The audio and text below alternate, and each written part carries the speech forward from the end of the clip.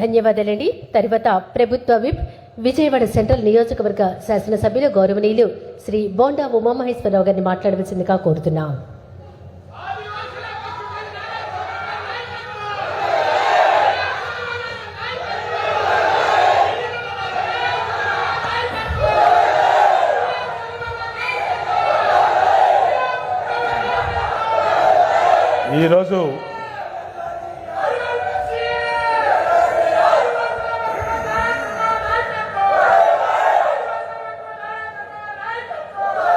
ఈరోజు ఆదివాసీ దినోత్సవం సందర్భంగా గౌరవ ముఖ్యమంత్రి చంద్రబాబు నాయుడు గారు పెద్ద ఎత్తున సెంట్రల్ నియోజకవర్గంలో అంబేద్కర్ కళా వేదికలో ఆదివాసీ దినోత్సవం సందర్భంగా మా ఆదివాసీ సోదర సోదరీమణుల్ని, రాష్ట్ర వ్యాప్తంగా ఉన్నటువంటి ఆదివాసీ పెద్దల్ని అందరినీ పిలిచి ఈ పండగ చేయటం అనేది గతంలో ఎప్పుడూ లేదు. గత ప్రభుత్వాలు ఏదో నామకే వాస్తేగా ఆ రోజు ఒక ట్విట్టర్లో, ఒక సోషల్ మీడియాలో ఒక శుభాకాంక్షలు తెలిపి ఊరుకున్నాయి. కానీ చంద్రబాబు నాయుడు గారు, గౌరవ ముఖ్యమంత్రి గారు ఆ విధంగా కాదు. వెనుకబడిన వర్గాల అభ్యున్నతి కోసం వాళ్ళకి ఏ విధంగా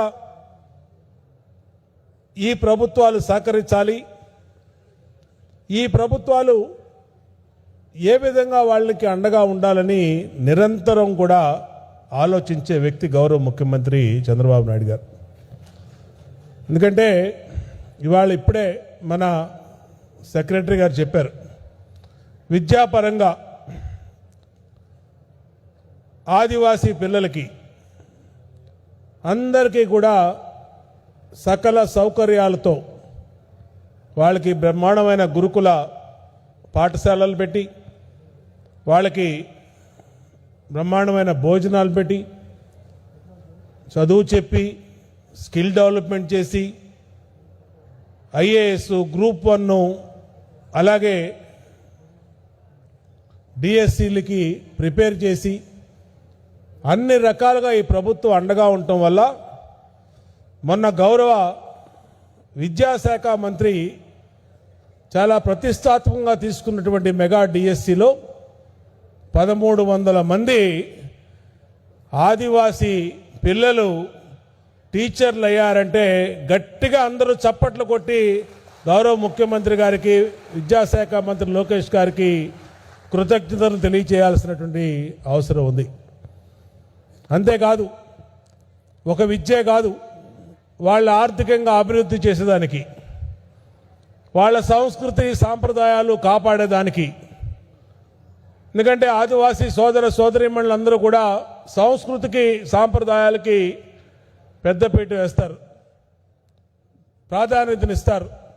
వాళ్ళకి ఎక్కడ కల్చర్ డిస్టర్బ్ కాకుండా అన్ని రకాలుగా కూడా వాళ్ళు ఉంటున్నటువంటి ప్రాంతాల్లో అత్యాధునిక సదుపాయాలు, వైఫైని ఇవ్వటం కానీ, రోడ్లు విశాఖ మాన్యంలో కానీ, ఇక్కడ కానీ, ఎక్కడ ఉన్నారో ఆ ప్రాంతంలో రోడ్లు కనెక్టివిటీ ఏర్పాటు చేయటం కానీ, గతంలో ప్రసవానికి మా సోదరీమణులు ప్రసవం అవ్వాలంటే డోలీలో కిలోమీటర్ల దూరం నడవాల్సి వచ్చేది. ఇవాళ ఆ పరిస్థితి లేకుండా 2 వీలర్లో మొబైల్ అంబులెన్సులు, వెళ్ళే చోటకి అంబులెన్సులు, అలాగే ప్రాథమిక ఆరోగ్య కేంద్రాలు, ఆశా వర్కర్లు, అంగన్వాడీ వ్యవస్థ, రేషన్ స్టోర్స్ని వాళ్ళ ఇంటి ముందుకి, వాళ్ళ గూడాల్లోకి తీసుకెళ్ళినటువంటి ప్రభుత్వం గౌరవ ముఖ్యమంత్రి చంద్రబాబు నాయుడు గారి ప్రభుత్వం. ఇది సామాన్యమైన విషయం కాదు. ప్రత్యేకమైనటువంటి దృష్టి, వెనుకబడిన వర్గాలు వాళ్ళు ఎక్కడెక్కడ ఉన్నారో వెతికి వెతికి ఆ ఊళ్ళకి రోడ్లేసి వాళ్ళకి సదుపాయాలు పెడతామంటే మామూలు విషయం కాదు. నేను 20 సంవత్సరాల కిందట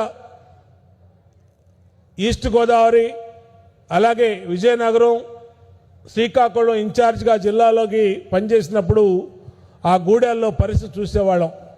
ఆ కొండల మీద ఉండేవాళ్ళు. మా గుమ్మడి సంధ్యారాణి గారి నియోజకవర్గం కానీ సాలూరు కానీ ఆ ప్రాంతం అంతా కూడా ఎప్పుడో ఆ కొండల మించి రేషన్ తీసుకోవడానికి నెలకోసారి దిగేవాళ్ళు, మళ్ళీ తీసుకొని వెళ్ళిపోయేవాళ్ళు. ఇవాళ పింఛన్లు ఇంటికెళ్ళి ఇస్తూ ఉన్నాం, తల్లికి వందనం ఇస్తూ ఉన్నాం, చదువుకునే పిల్లలకి అన్ని రకాలుగా ప్రోత్సాహాలు ఇస్తూ ఉన్నాం.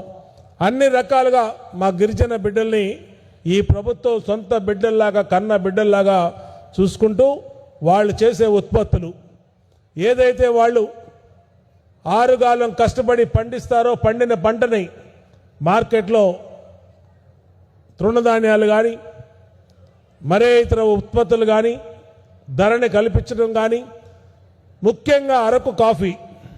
ఇవాళ ప్రపంచానికి అరకు కాఫీ తెలిసిందంటే ఆనాడు 2014, 2019లో గౌరవ ముఖ్యమంత్రి గారు చంద్రబాబు నాయుడు గారు తీసుకున్న చొరవ వల్లే అరకు కాఫీ ఇవాళ ప్రపంచానికి పరిచయమైందనే విషయాన్ని గుర్తు చేస్తా ఉన్నా. ప్రధానమంత్రి గారికి కూడా అరకు కాఫీ గురించి తెలియజేసి నరేంద్ర మోడీ గారితో ఆ కాఫీ తాగిచ్చి శబాషి కాఫీ బ్రహ్మాండంగా ఉందని ఇక్కడి నుంచి విదేశాలకు ఉత్పత్తి అయ్యే పరిస్థితి వచ్చిందంటే ఇప్పుడే సెక్రటరీ గారు చెప్తా ఉన్నారు, భవిష్యత్తులో 1,00,000 ఎకరాలు కాఫీ పంటను వేస్తే మన ఆంధ్రప్రదేశ్ ఆదాయం పెరుగుద్ది, మా గిరిజన సోదరులు ఆదాయం పెరుగుద్ది.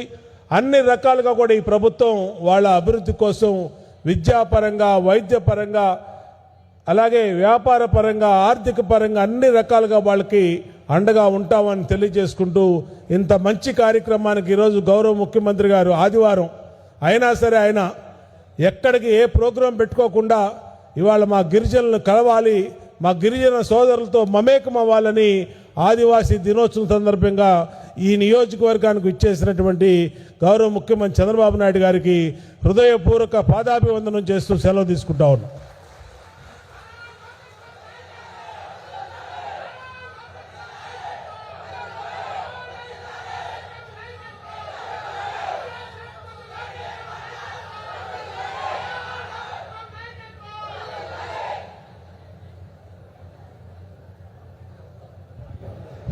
ధన్యవాదాలండి. తర్వాత పాలకొండ శాసనసభ్యులు గౌరవనీయులు నిమ్మక జయకృష్ణ గారిని మాట్లాడవలసిందిగా కోరుతున్నాం.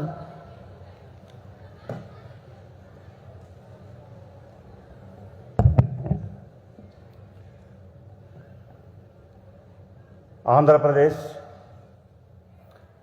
రాష్ట్రంలో ఉన్నటువంటి మా ఆదివాసీ బిడ్డల తరపున గౌరవ శ్రీ నారా చంద్రబాబు నాయుడు గారికి ప్రపంచ ఆదివాసీ దినోత్సవ శుభాకాంక్షలు తెలియజేస్తున్నాను. ఈరోజు ఆంధ్రప్రదేశ్ రాష్ట్రంలో